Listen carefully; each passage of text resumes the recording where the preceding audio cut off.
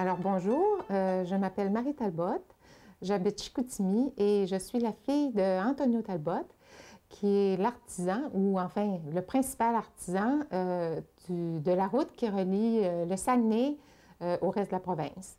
Alors mon père a été député de Chicoutimi pendant 27 ans. Il a été ministre presque aussi longtemps, un petit peu moins, 4 années de moins, je crois. Et la principale chose qui l'a amené à la politique, ça a été le désir de construire la route entre Chicoutimi et Québec. Il est arrivé au Saguenay à la fin des années 20 comme jeune avocat et comme un jeune avocat au bureau de maître Elzéar Lévesque. Et M. Lévesque cherchait à ce moment-là un avocat qui puisse prendre la relève et qui puisse assurer la continuité de son travail. M. Lévesque avait été d'ailleurs, je crois, maire ici à la ville de Chicoutimi. Et dès qu'il est arrivé à Chicoutimi, d'abord, il a débarqué par bateau en fin septembre 1928. Et dès qu'il s'est installé au bureau de M. Lévesque, il a entendu parler des problèmes qu'il y avait d'isolement ici au Saguenay et aussi de différentes possibilités d'en sortir.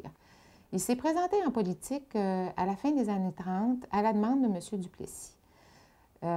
Et il a dit à M. Duplessis, oui, je veux bien me présenter en politique. Il a réfléchi quand même assez longuement. Mais si j'entre en politique, je vais entrer pour pouvoir construire une route entre Chicoutimi et Québec. C'est vraiment ça qui est le principal besoin de la région ici. Puis sans ça, il n'y a rien qui va se passer, il n'y a rien qui puisse se faire. C'était vraiment une volonté populaire et c'est une volonté que lui voulait canaliser. Alors, il est entré, donc a été élu tout de suite et il a été dans l'opposition. Parce qu'à ce moment-là, l'équipe de M. Duplessis était dans l'opposition. Et c'est en 1944 qu'à une nouvelle élection, à ce moment-là, ils ont pris le pouvoir. L'Union nationale a pris le pouvoir. Et dès le début de ce gouvernement-là, mon père a dit à M. Duplessis, est-ce qu'on peut commencer la route entre Québec et Chicoutimi? Ce que M. Duplessis a dit, pourquoi tu penses que tu as le ministère de la Voirie?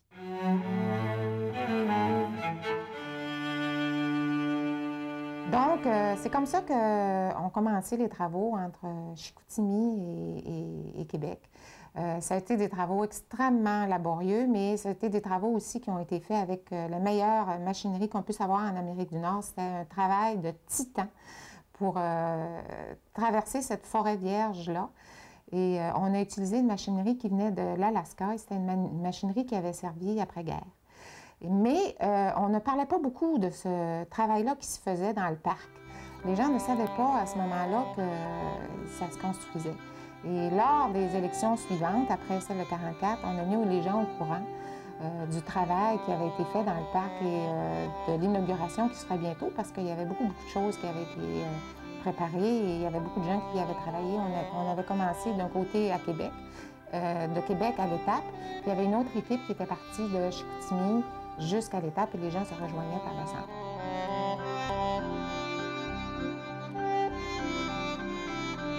La construction du boulevard Talbot aussi s'est réalisée de façon assez difficile parce qu'il fallait la réaliser et toutes les autres régions du Québec voulaient elles aussi avoir des routes et pas précisément qu'on développe le Saguenay. Alors je sais que pour ça, ça a été assez difficile comme travail et ça a été aussi qu'on devait passer à travers 4 comtés pour faire cette construction-là. Et il y avait une façon de travailler pour ne pas qu'on engendre de rivière. Alors, tout a été fait, il n'y a que des ponceaux. Si vous traversez la route, vous allez vous apercevoir qu'il n'y a pas de pont. Tout a été canalisé sous terre. Alors, à ce moment-là, ça permettait d'en avoir qu'une surveillance provinciale parce que les cours d'eau appartiennent au fédéral. C'est pour ça que c'était assez particulier.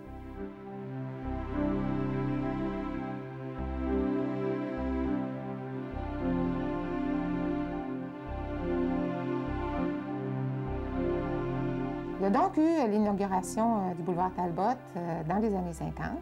Et quand c'est arrivé, c'était en 51, mais ça faisait déjà un moment que le boulevard était construit ou qu'on pouvait du moins circuler dessus.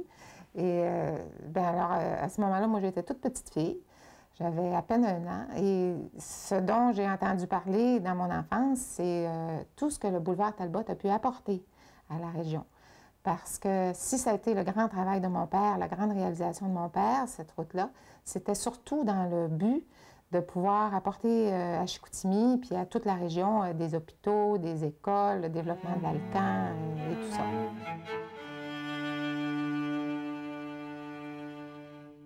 Quand j'étais toute petite puis que je venais à Chicoutimi avec mon père, c'était toujours un voyage assez lourd pour une enfant, en tout cas. On partait particulièrement pour le jour de l'an, parce qu'à l'époque, la mode au jour de l'an, c'était que tous les gens venaient saluer le député, ils allaient saluer l'évêque, probablement le maire aussi. Et il fallait être à la maison pour le jour de l'an. Et on traversait le parc en plein hiver. Ça nous prenait, c'était quand même très, très long. Et puis, on partait en voiture avec des, ça a l'air drôle à dire, mais avec des pots de fourrure parce que les voitures n'étaient pas aussi bien chauffées que maintenant, des grosses pots de fourrure qui nous gardaient au chaud, là. Et on arrêtait à la première barrière. Parfois, on arrêtait à l'étape aussi, qui est l'ancienne étape qui n'existe plus maintenant. Puis, je ne sais pas si les gens doivent se souvenir quel beau feu de foyer il y avait toujours à l'intérieur, puis quelle atmosphère il y avait à l'étape. On y était toujours très bien accueillis. Et si mon souvenir est bon, j'ai l'impression que ça prenait 5 heures de partir de chez nous puis arriver à Chicoutimi au début des années 50. Peut-être que c'était un peu plus court, mais pour une enfant, ça paraissait absolument interminable. Et on arrêtait à l'autre bout, à la Terrière, et on remettait notre petit ticket de passage. Et je me rappelle d'une chose aussi à propos du boulevard Talbot que papa m'a raconté, ça me revient là tout d'un coup, et qui est la ligne blanche. Quand le boulevard Talbot a été construit, il n'y avait pas de ligne qui séparait la voie de droite de la voie de gauche. Et puis, évidemment, il était tout de suite question de mettre une ligne blanche. Et les gens étaient furieux, puis ils appelaient ça la maudite ligne blanche à Talbot, puis ils ne voulaient pas de ça qui sépare d'un côté ou de l'autre. On s'en allait, puis on s'en allait, puis... Et ça, je me rappelle que papa trouvait ça bien, bien amusant. Ça n'a pas été long, évidemment. On s'est conformé à ça, et c'est indispensable. Et c'est donc un de mes souvenirs d'enfance, la maudite ligne blanche. On a beaucoup dit que les gens qui avaient entouré Maurice Duplessis se conformaient tout à fait à son opinion, à ses désirs, puis que d'une certaine manière, ça pouvait être des marionnettes. Mais en tout cas, moi, je suis là pour témoigner que si la route s'est construite entre Chicoutimi et Québec, c'est bien parce que mon père, et appuyé par les gens de la région ici, le désirait, puis que finalement, il a su imposer son idée. Et c'était tout à fait un homme de décision, qui avait un objectif, celui d'apporter le mieux possible à sa région, puis une prospérité économique qui ne passait que par la construction de cette route-là. Et puis, il a su imposer ça à son chef. J'ai été la filleule de Maurice Duplessis. Et je dois dire que si j'ai été sa filleule, c'est parce que M. Duplessis lui-même l'avait demandé.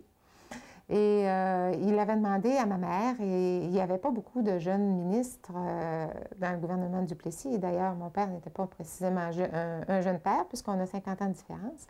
Mais j'étais le seul enfant qui s'en venait, je pense, à cette époque-là, et puis il avait demandé pour être parrain. Ma mère avait pensé que ce serait son père à elle, et avait dû demander à mon grand-père d'attendre un prochain enfant pour être le parrain. J'ai gardé de M. Duplessis de bons souvenirs, des souvenirs de petite fille. Et il m'a d'ailleurs laissé, ou enfin sa famille m'a remis à sa mort, une serviette qui lui appartenait, dans laquelle il y a un drapeau du Québec. Et je garde ça très précieusement. Il m'a donné un carnet d'autographes qu'on peut voir ici, dans lequel il a signé la première page. Et j'ai quelques lettres de lui, d'ailleurs, des petites choses, voyez-vous. Je ne sais pas si vous pouvez voir ici, c'est sa signature qui m'est destinée.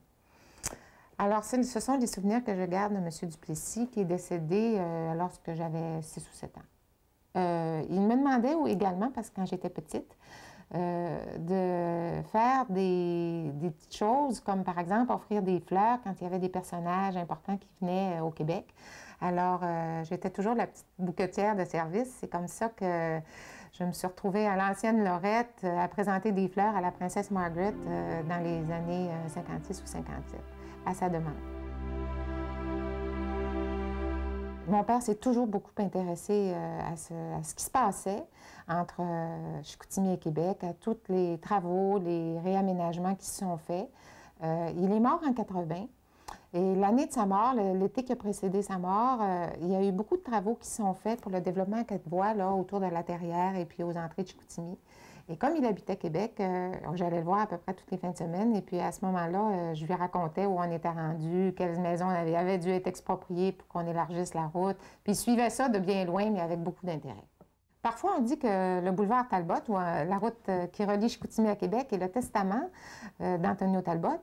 Moi, je dirais que c'est plutôt l'héritage qu'il a laissé à la région, parce que c'est loin d'être le testament qui conclut une carrière, c'est celle qui l'a commencée.